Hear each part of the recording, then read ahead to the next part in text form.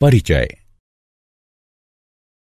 हमारे शरीर की पांचों ज्ञानेंद्रियों में नेत्र सबसे महत्वपूर्ण अंग है। नेत्रों से ही हम देख पाते हैं और अपने आसपास के विचित्र संसार की प्रशंसा कर पाते हैं। हमारे नेत्र हमें दुनिया के रंग दिखाते हैं। उद्देश्य। इस पाठ के अंत में आप निम्न करने में सक्षम हो जाएंगे: मानव नेत्र के कार्य को समझना, दृष्टि दोषों और उनके सुधार के बारे में जानना, समपार्श्व यानी प्रिज्म के माध्यम से प्रकाश के अपवर्तन को समझना, कांच के समपार्श्व यानी प्रिज्म के माध्यम से श्वेत प्रकाश के विक्षेपण को समझना, वायुमंडलीय अपवर्तन और उसके अनुप्रयोगों को जानना, प्राकिरणन और उसके अनुप्रयोगों को जानना। मानव नेत्र और उसके कार्य। हमारे नेत्र हमें दुनिया के रंग दिखाते हैं। मानव नेत्र में एक क्रिस्टलीय लेंस होता है और यह कैमरे की भांति कार्य करता है। नेत्र के विभिन्न भाग और उनके कार्य इस प्रकार हैं: स्वच्छ मंडल यानी कॉर्निया, यह पुतली की सामने वाली सतह पर स्थित पारदर्शी उभार होता है। प्रकाश स्वच्छ मंडल के माध्यम से ही नेत्र में प्रवेश करता है। परितारिका यानी आइरिस, यह कॉर्निया के पीछे स्थित एक पतली और वृत्ताकार झिल्ली होती है जो कि पुतली के आकार को नियंत्रित करती है। पुतली, यह परितारिका के बीचों बीच स्थित एक छिद्र होता है जो कि काला दिखता है और नेत्रों में प्रवेश करने वाले प्रकाश की मात्रा को फैलाकर या सिकुड़ाकर नियंत्रित करता है। दृष्टि पटल यानी रेटिना, यह एक बेहद पतली झिल्ली है जो कि एक पर्दे यानी स्क्रीन की भांति कार्य करती है। अभिनेत्र लेंस रेटिना पर किसी वस्तु का वास्तविक तथा उल्टा प्रतिबिंब बनाता है।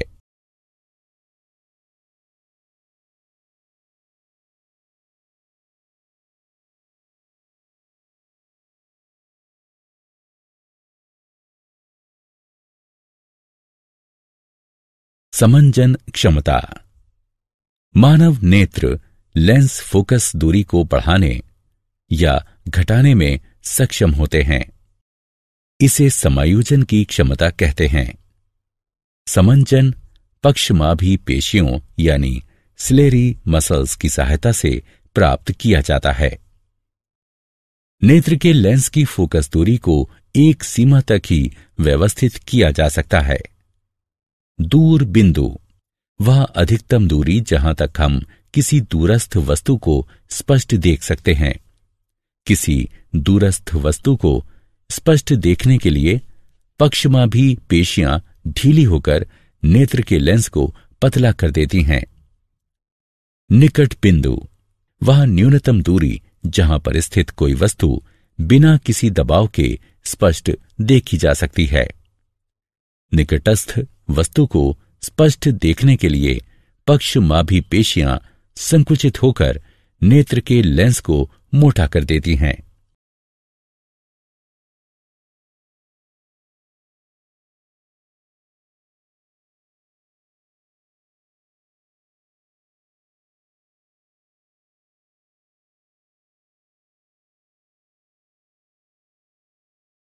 दृष्टि दोष और उनके सुधार। कुछ अपरिवर्तनीय दोषों के कारण नेत्र अपनी समंजन क्षमता खो देते हैं। ऐसे दोष 3 प्रकार के हैं: मायोपिया या निकट दृष्टि दोष। इस प्रकार के दोष से ग्रस्त व्यक्ति निकट की वस्तु को स्पष्ट नहीं देख सकता। वस्तु का प्रतिबिंब रेटिना के सामने बनता है। ऐसा या तो नेत्र गोलक के दीर्घीकरण के कारण होता है या नेत्र लेंस की अत्यधिक वक्रता के कारण। इस दोष को दूर करने के लिए अवतल लेंस का प्रयोग किया जाता है क्योंकि इनमें छितरन क्षमता होती है, जो कि प्रतिबिंब निर्माण के लिए प्रकाश किरणों को निर्देशित करते हैं।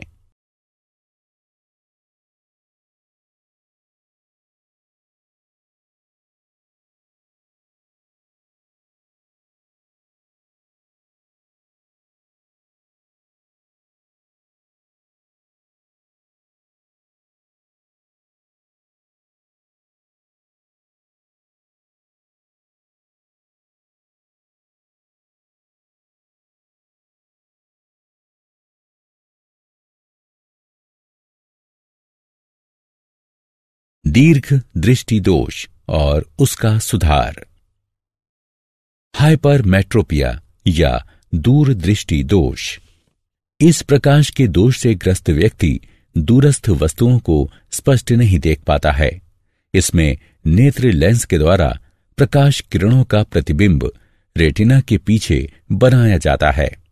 ऐसा या तो नेत्र लेंस की केंद्रीय लंबाई की वृद्धि के कारण होता है या नेत्र गोलक के आकार में कमी के कारण। इस दोष को सुधारने के लिए उत्तल लेंस का प्रयोग किया जा सकता है, जो कि प्रकाश किरणों को रेटिना पर अभिमुख करता है, जिससे प्रतिबिंबीकरण होता है और व्यक्ति दूरस्थ वस्तु को स्पष्ट देख पाता है।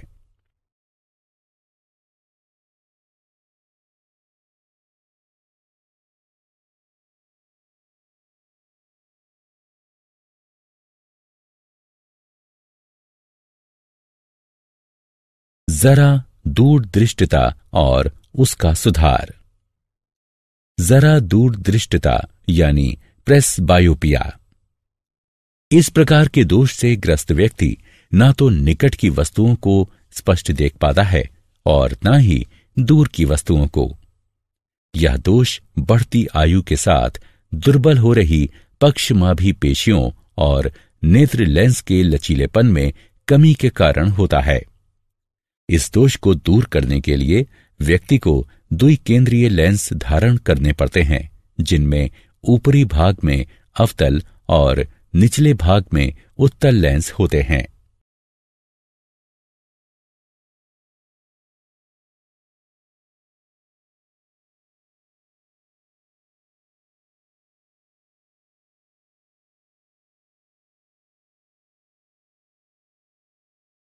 समपार्श्व यानी प्रिज्म के माध्यम से प्रकाश का अपवर्तन।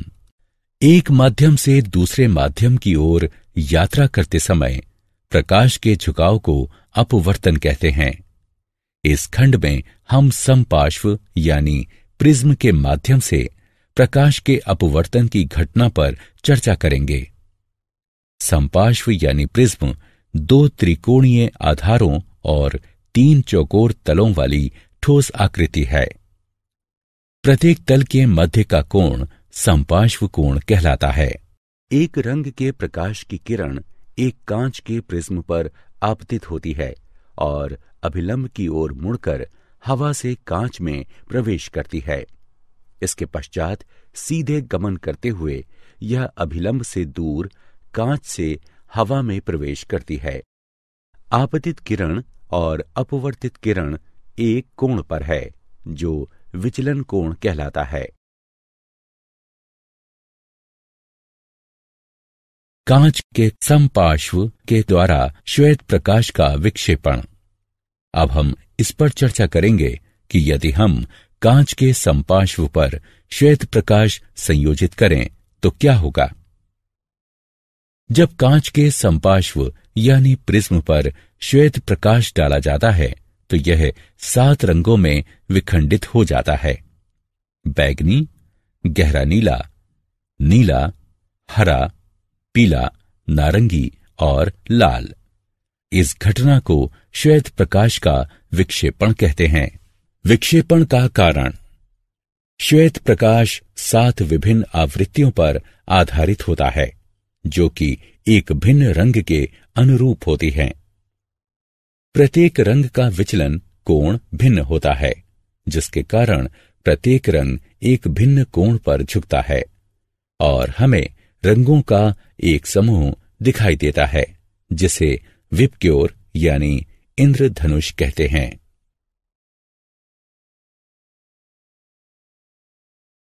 पुनर्संयोजन और इंद्रधनुष। पुनर्संयोजन। आइजैक न्यूटन ने देखा कि यदि वो कांच के दो समपार्श्वों यानी प्रिज्मों को एक दूसरे के इस प्रकार समानांतर रखते थे कि वे एक दूसरे के उलट हों, तो एक समपार्श्व यानी प्रिज्म में प्रविष्ट होने वाला श्वेत प्रकाश 7 रंगों में विखंडित हो जाता था, और जब यह सतरंगा प्रकाश दूसरे समपार्श्व पर आता था तो पुनः श्वेत प्रकाश में परिवर्तित हो जाता था। इसे ही पुनर्संयोजन कहा जाता है। हम सबको वर्षा के पश्चात इंद्रधनुष का दृश्य देखना अच्छा लगता है। यह एक प्राकृतिक घटना है जो कि प्राकीर्णन का परिणाम होती है। इंद्रधनुष आकाश में सदैव सूर्य की विपरीत दिशा में प्रकट होता है। वर्षा के दौरान जल की बूंदें सूर्य के प्रकाश के लिए समपार्श्व यानी प्रिज्म का कार्य करती हैं। जल की बूंदें अपरिवर्तित होती हैं, प्राकीर्णित होती हैं और फिर सूर्य के प्रकाश को इंद्रधनुष बनाने के लिए आंतरिक रूप से परावर्तित करती हैं। पुनर्संयोजन ऐसी घटना है जो कि विक्षेपण का विलोम है। इंद्रधनुष एक प्राकृतिक रूप से होने वाली घटना है जो कि सूर्य के प्रकाश के विक्षेपण के कारण होती है। इंद्रधनुष आकाश में सदैव सूर्य की विपरीत दिशा में दिखाई देता है। वायुमंडलीय अपवर्तन और उसके अनुप्रयोग। हमारा वायुमंडल किसी स्थान विशेष पर समान रूप से सघन नहीं है। स्थानीय परिस्थिति पर निर्भरता के कारण यह धरातल के निकट गर्म या ठंडा हो सकता है।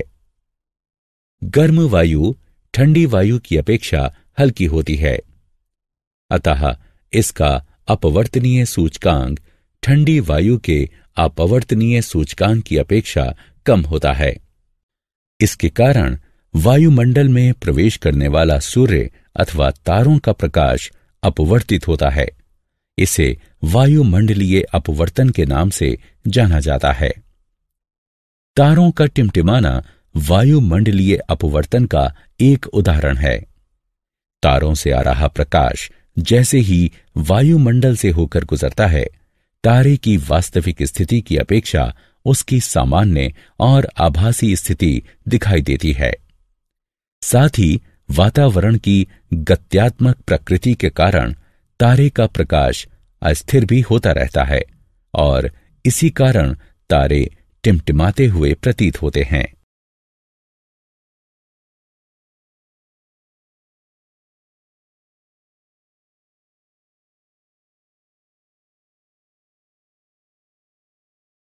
हमारे हिसाब से सूर्योदय तब होता है जब सूर्य क्षितिज से ऊपर आता है।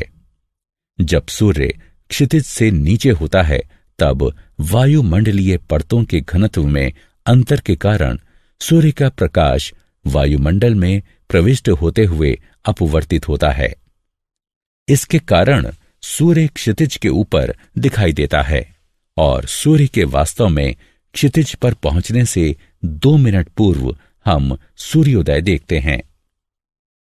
इसी प्रकार वायुमंडलीय अपवर्तन के कारण ही सूर्यास्त हमें 2 मिनट देर से दिखाई देता है। प्रकाश का प्राकीर्णन और उसके अनुप्रयोग। वायुमंडल से होकर गुजरने के दौरान धूल कणों और वायु अणुओं के द्वारा प्रकाश फैल जाता है। इसे प्रकाश का प्राकीर्णन कहा जाता है।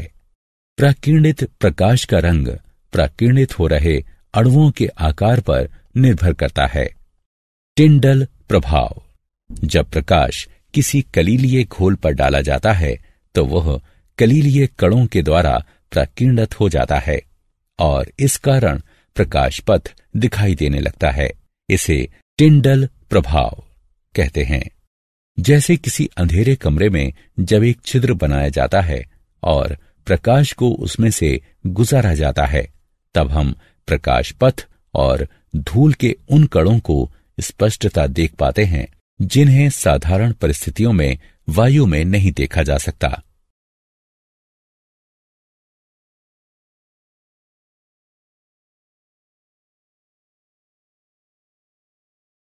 प्रकाश का विकिरण और उसके अनुप्रयोग। प्रकाश के विकिरण के उदाहरण निम्नलिखित हैं। आकाश का रंग। जब सूर्य का प्रकाश वायुमंडल से होकर गुजरता है तो अन्य रंगों की अपेक्षा नीला प्रकाश अधिक विकिरणित हो जाता है, क्योंकि नीले रंग का तरंगदैर्घ्य वायुमंडल के अच्छे कणों के द्वारा विकिरणित होने के अनुकूलतम होता है। अतः नीला रंग हम तक पहुंचता है और आकाश हमें नीला दिखाई देता है। इसका अर्थ यह हुआ कि यदि धरती का वायुमंडल न होता तो आकाश हमें काला दिखाई देता। सूर्योदय और सूर्यास्त के समय सूर्य का रंग। सूर्योदय या सूर्यास्त के समय सूर्य का प्रकाश अधिक दूरी तय करता है, अतः कम तरंगदैर्घ्य होने के कारण नीला रंग विकिरणित हो जाता है और हम तक केवल लाल रंग पहुंचता है। सर्वाधिक लंबे तरंगदैर्घ्य के कारण, अतः सूर्योदय और सूर्यास्त के समय सूर्य रक्ताभ प्रतीत होता है। क्या आप जानते हैं, मनुष्य की दृष्टि का क्षैतिज क्षेत्र एक आंख से लगभग 150 डायोप्टर और दोनों आंखों से लगभग 180 डायोप्टर होता है। किसी तारे का टिमटिमाना उसके प्रकाश के वायुमंडलीय अपवर्तन के कारण होता है। वायुमंडलीय अपवर्तन के कारण सूर्य हमें सूर्योदय के वास्तविक समय से लगभग 2 मिनट पूर्व और सूर्यास्त के वास्तविक समय से लगभग 2 मिनट पश्चात तक दिखाई देता है। प्यूपिल अपना आकार प्रबल मनोवेगों के प्रभाव के कारण भी बढ़ा सकता है। नीली आंखों वाले भूरी आंखों वालों की अपेक्षा ज्यादा बेहतर देखते हैं। आयरिस के रंग का दृष्टि तीक्ष्णता से कोई संबंध नहीं है। मनुष्य की आंख मूलतः 3 रंग देखती है, लाल, हरा और नीला। ये मूल रंग हैं। श्वेत रंग इन तीनों रंगों का संयोजन है। काला रंग इनके अभाव स्वरूप है। पीला, बैगनी और हल्का बैगनी रंग 2 मूल रंगों के संयोजन से बनता है। इन्हें द्वितीयक रंग कहते हैं। कुत्ते लाल और हरे रंगों के मध्य अंतर नहीं कर सकते। साधारण मनुष्य 1 मिनट में 12 बार पलकें झपकाता है, यानी कि प्रतिदिन औसतन लगभग 10,000 बार। आंख मानव शरीर का एकमात्र अंग है जो दिन रात किसी भी क्षण बिना आराम किए 100% क्षमता के साथ काम कर सकता है। छींकते समय आंखें खुली रखना असंभव है। तुम्हारी भौहों के मध्य के स्थान को ग्लैबेला कहते हैं। अनुकूल परिस्थितियों में मनुष्य की आंख मोमबत्ती की रोशनी को 14 मील की दूरी से भी देख सकती है। मनुष्य काग की अपेक्षा कंप्यूटर की स्क्रीन को 25% धीमी गति से पढ़ता है। सारांश। आइए हमने जो कुछ सीखा है उसे संक्षेप में दोहराएं। मनुष्य की आंख में एक क्रिस्टलीय लेंस होता है और यह कैमरे की भांति कार्य करती है। आंख के विभिन्न भाग हैं: प्यूपिल, कॉर्निया, आइरिस, क्रिस्टलीय लेंस और रेटिना, यानी श्वेत पटल। मनुष्य की आंख के लेंस में केंद्रीय दूरी घटाने और बढ़ाने की क्षमता होती है। इसे समायोजन कहते हैं। मोतियाबिंद। यह एक नेत्र रोग है जिसमें आंख के लेंस की पारदर्शिता समाप्त हो जाती है, जिसके कारण आंशिक या संपूर्ण दृष्टिहीनता आ जाती है। इसे शल्य क्रिया के द्वारा ठीक किया जा सकता है। समपार्श्व यानी प्रिज्म दो त्रिकोणीय आधारों और तीन चौकोर तलों वाली ठोस आकृति है। प्रत्येक तल के मध्य का कोण समपार्श्व कोण कहलाता है।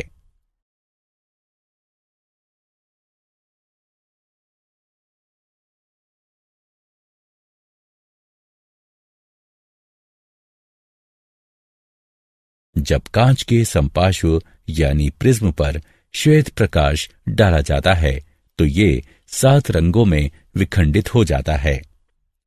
बैगनी, गहरा नीला, नीला, हरा, पीला, नारंगी और लाल। इस घटना को श्वेत प्रकाश का प्राकीर्णन कहते हैं। पुनर्संयोजन एक ऐसी घटना है जो कि प्राकीर्णन का विलोम है।